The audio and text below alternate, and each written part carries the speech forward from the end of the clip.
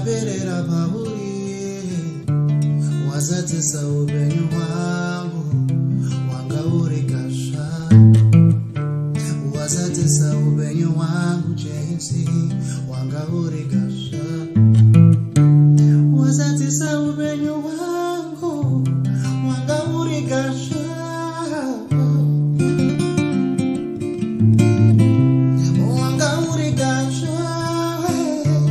wazadzisa upenyu wangu Jesi wanga uri gasva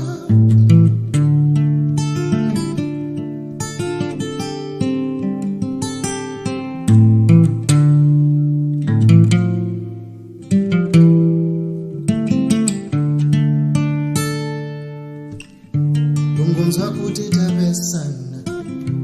vanorova bembera pandinonenzeka ndiwe wega uripo kusoti murofa ndiwe wega uripo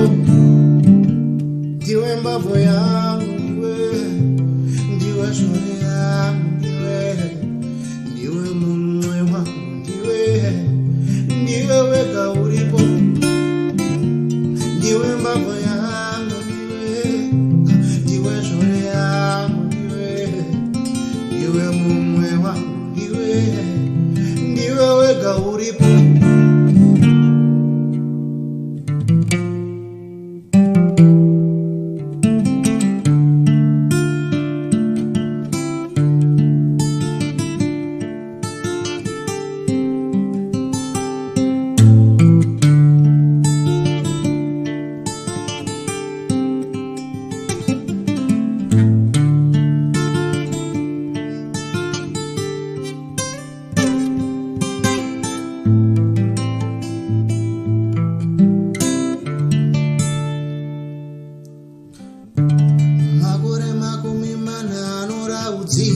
ndichishaya chimiro awazadzisa upenyu wangu wanga uri gasva makore 40 anoravudzira ndichishaya chimiro awazadzisa upenyu wangu Jesi wanga uri gasva pandinotadza nepandinonatsa wazadzisa upenyu wangu wanga uri gasva pandinonenzeka avanorova bembera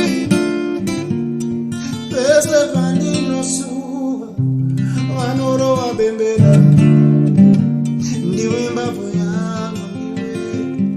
ndiwe shore yangu ndiwe mumwe wangu ndiwe wega uripo